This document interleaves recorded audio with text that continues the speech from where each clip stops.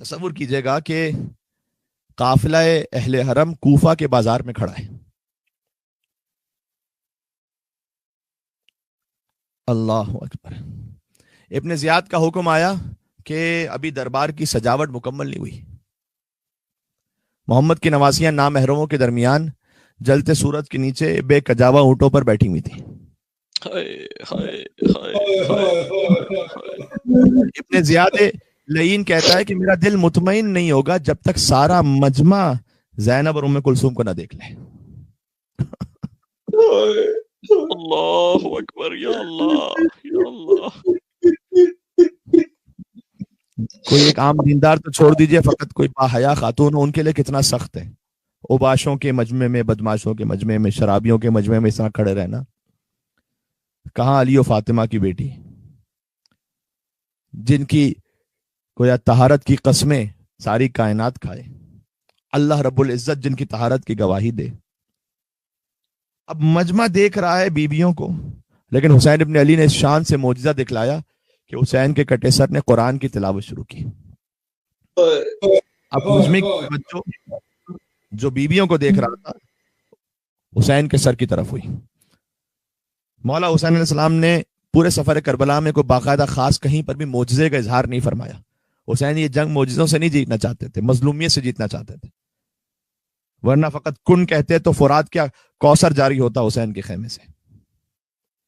معجزہ نہیں دکھلایا کہ میری بچی سکینہ پیاسی ہے، میں معجزہ دکھلاؤں سکینہ کی پیاس بجھ جائے. نہ اکبر کے کلیجے میں برچھی لگی، معجزہ نہیں دکھلایا کہ تکلیف کا احساس نہ ہو. نہ حسین مظلومیت سے جنگ جیتنا چاہتے تھے.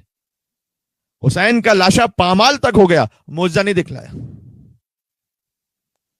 ورنہ کسی انسان یا کسی جانور کی مجال تھی کہ حسین کے اوپر سے گزر جائے. نہیں، اسباب کے مطابق امام حسین علیہ السلام کربلا میں واقعات پیش آتے رہے. کیا تم مجھے قتل کرنا چاہتے ہو؟ میرے اصغر کا گلا چھیدنا چاہتے ہو؟ میری سکینہ کو تماچے مارنا چاہتے ہو؟ میری بہن کی چادر چھیننا چاہتے ہو؟ ہم معجزہ نہیں دکھلائیں گے. یہ مظالم ہوتے رہے. لیکن اب کیفیت وہ آ چکی تھی کہ گویا مجمع دیکھ رہا ہے، خاص طور پر بیویوں کو. اللہ جانے کتنی سخت منزل ہوگی بی بی زینب پر کہ حسین نے بی بی کی مدد کے لیے نوکے نیزہ سے قرآن پڑھنا شروع کیا. اب مجمع کی توجہ بی بی سے حسین کے کٹے سر پر ہوئی. یہ کس کا کٹا سر ہے جو قرآن کی تلاوت کر رہا ہے؟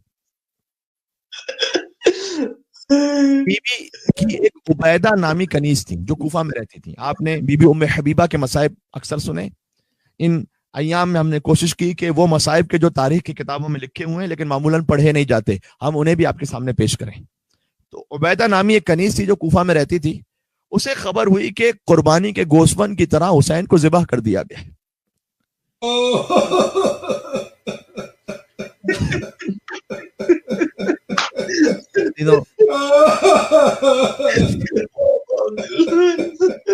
عزیزوں محرم جاری و ساری ہے، ابھی تو محرم شروع ہوا ہے. عزیزوں آپ کی گریے کی صدائیں ایسی بلند رہنی چاہیے انشاءاللہ. جہاں کہیں آپ گھروں میں رو رہے ہو، مجھے یقین ہے کہ آپ اسی بھرپور تعداد میں جیسے عشرہ محرم الحرام میں دیکھ رہے تھے مجالس کو، اسی کیفیت میں فرش پیدا بچھا کر دیکھ رہے ہیں انشاءاللہ.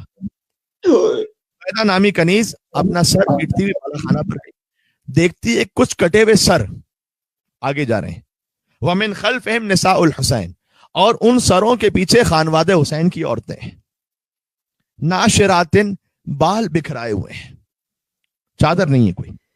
لاتماتن، تماچے مار رہی ہیں، اپنے چہرے پر ماتم کر رہے ہیں. باقیاتن، مستقل گریا کنائیں. وفی حجورہن اطفال، یہ سب مقتل کے جملے. اور ان کی گودیوں میں چھوٹے چھوٹے بچے ہیں جو اپنے بزرگوں اور بھائیوں کے سر دیکھ رہے ہیں کہ ماؤں سے آگے چل رہے ہیں، ہمارے باپ داداؤں کے سر، بھائیوں کے سر. تو ماں سے لپٹ جاتے ہیں اور تڑپ تڑپ کر وہ بچے رو رہے ہیں. یہ سارا منظر عبیدہ اپنے گھر کی چھت سے دیکھ رہی ہے. اچھا ویسے بی بی کی کنیز تھی، کوئی عام انسان بھی ہوتا اسے رلا دینے کے لیے بہت کافی تھا یہ منظر. تو رو رو کر بے حال ہو گئی. بی بی زینب نے کہا کہ معلوم ہوتا ہے اے بیٹا زین العابدین کہ اس گھر میں ہم سے کوئی محبت کرنے والا رہتا ہے جو ہمارے حال پر بڑا رو رہا ہے. پتہ چلا عبیدہ کے رونے کی آواز اتنی زیادہ آ رہی تھی کہ وہ بیبیوں تک پہنچ رہی تھی. اب آپ تصور کیجئے گا آج کی طرح کے چوڑے بازاروں کا یا چوڑے راستوں کا تصور نہیں ہوتا تھا. چھوٹے چھوٹے سے بازار, چھوٹی چھوٹی سی گلیاں, وہاں سے یہ قافلہ گزر رہا ہے کوفہ کے بازار سے. تو ساتھ ہی گھر بھی ملے ہوئے. چھت کے ایک طرف عبیدہ چیخیں مار مار کر رو رہی ہے. جب بی بی زینب نے مولا سجاد سے کہا کہ اس گھر میں ہمارا کوئی محب رہتا ہے, عبیدہ نے بی بی زینب کی آواز سنی, پہچان گئی, یہ تو میری آقا زادی کی آواز ہے. فریاد کرتی ہوئی باہر آئی گھر سے, چیخ و پکار کرتی ہوئی. پہچان گئی کہ یہ جو بے پردہ بی بی ہے یہ کوئی اور نہیں, خواہر حسین ہے.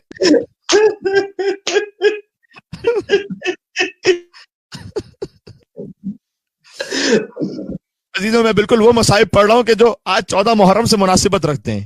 سوچو اہل بیت کا قافلہ ہے کوفہ کے بازار میں,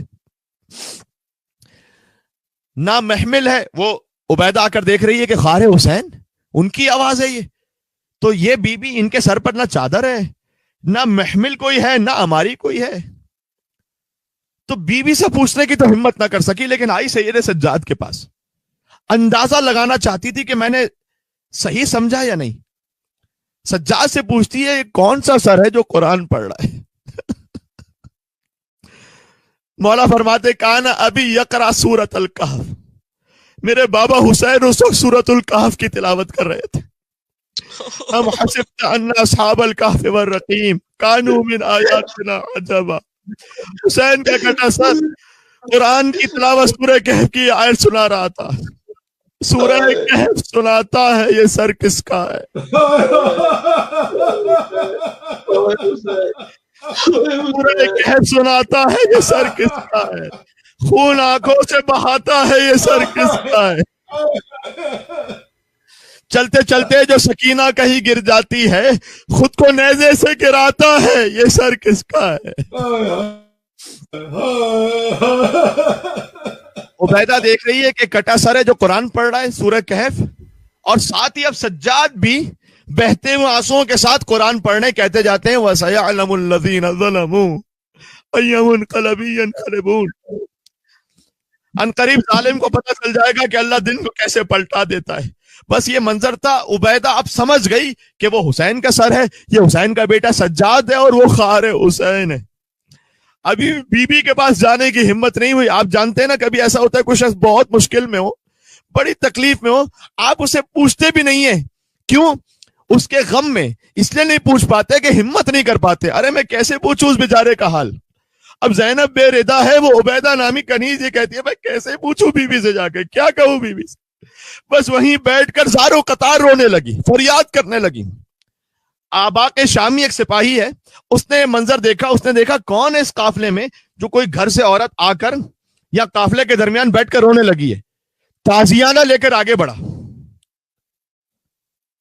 اور اس مومنہ کی پشت پر تازیانہ مارنا چاہتا تھا کہ میرے مولا سجاد علیہ السلام نے کہا کہ اے شامی اس ضعیفہ کو تازیانے نہ مار, اس سے تجھے کیا حاصل ہوگا, اسے تو چھوڑ دے.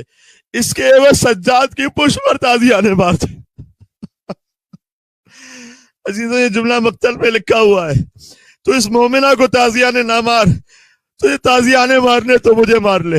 اس لیے کہ ہم اہل بیت اپنے مصائب پر تو صبر کر لیتے ہیں, لیکن ہمارا چاہنے والا کسی مصیبت میں ہو یہ سجاد سے نہیں دیکھا جائے گا. میں کہوں گا مولا ایک مومنہ کو تازیانوں سے بچا لیا, اللہ جانے علی کی بیٹی کتنے تازیانے کھاتی رہی, اللہ جانے حسین کی دختر کتنے تماچے کھاتی رہی. میں کہوں گا مولا ابھی تو بازار کوفہ کی منزل ہے, شام باقی ہے, ابھی شام کا دربار باقی ہے. اللہ جانے پشتے سید سجاد پر کوفہ اور شام کی کتنی دردناک تاریخیں لکھی گئیں. اگر سمجھ پائے جملہ, سجاد کی پشت پر دیکھو تو کوفہ کی تاریخ مل جائے گی, شام کی لہو لہان تاریخ بھی مل جائے گی. ہائے رے میرا بیمار ہے باپ سید سجاد. لوگ ہم سے کہتے ہیں ماتم کیوں کرتے ہو, ارے دیکھو سجاد کی پشت پر کتنے تازیانے مارے, سجاد کی پشت لہو لہان.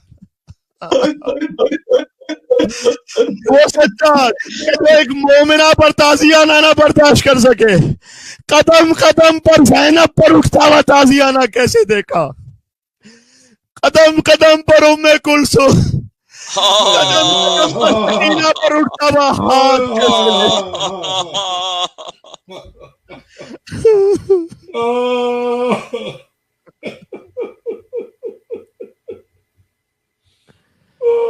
وَسَيَعْلَمُ الَّذِينَ ظَلَمُوا عَلَى مُحَمَّدٍ أَيَّ مُنْقَلَبٍ يَنْقَلِبُونَ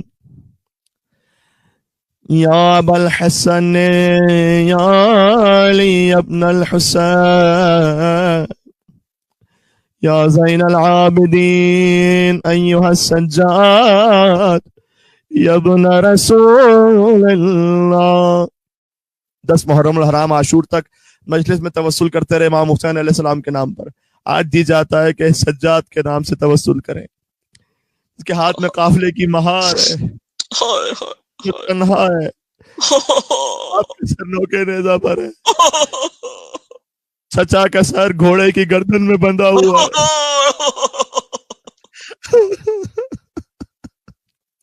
اے مولا سجاد، کربلا کی کسی شہید نے وہ انتقام نہ دیا کہ جو میرے مولا سجاد نے امتحان دیا، اس لیے کہ حسین کا جہاد خاندانی روایات کے مطابق تھا۔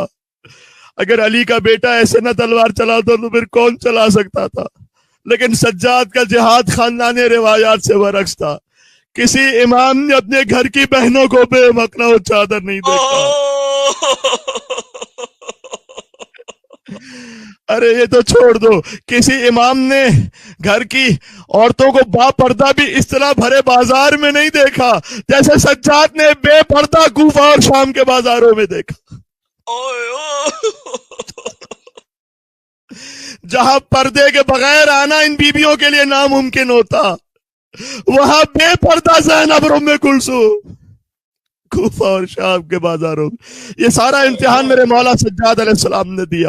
چلے مولا کی خدمت میں، مولا کے نام سے توسل کرتے ہیں مریضوں کی شفا یابی کے لیے، بالخصوص ہمارے ایک محترم بھائی افضال صاحب جو لاہور میں ہاسپٹلائزڈ ہیں، ان کے لیے، اور جن مریضوں کے اگر نام کمنٹس میں لکھے ہوئے انہیں شامل کرتے ہوئے تمام مریضوں کے لیے مولا کی خدمت میں چلتے ہیں، وسعت رزق کے لیے، حاجات کی برابری کے لیے۔ بسم اللہ الرحمن الرحیم۔ یا ابا الحسن یا علی ابن الحسین یا زین العابدین یا ابن رسول اللہ یا حجت اللہ علی خلقہ یا سیدنا و مولانا انا توجہنا واستشفعنا وتوسلنا بك إلى الله وقدمناك بين يدي حاجاتنا يا وجيها عند الله اشفع لنا عند الله يا وجيها عند الله اشفع لنا عند اللہ۔ تمام ارواح مومنین و مومنات کے ایصال ثواب کے لیے، اور بالخصوص وہ مرحومین جن کے نام کمنٹس میں لکھے ہوئے ہیں، رحم اللہ من قرأ الفاتحہ۔ بسم اللہ الرحمن الرحیم، الحمدللہ رب العالمین، الرحمن الرحیم، مالک یوم الدین، ایاک نعبد و ایاک نستعین، اہدنا الصراط المستقیم، صراط الذین انعمت علیہم غیر المغضوب علیہم ولا الضالین۔ بسم اللہ الرحمن الرحیم، قل هو اللہ احد اللہ الصمد لم یلد ولم یولد ولم یکن له کفوا احد۔ بسم اللہ الرحمن الرحیم، قل هو اللہ احد اللہ الصمد لم یلد ولم یولد ولم یکن له کفوا احد۔ بسم اللہ الرحمن الرحیم، قل هو اللہ احد اللہ الصمد لم یلد ولم یولد ولم یکن له کفوا احد۔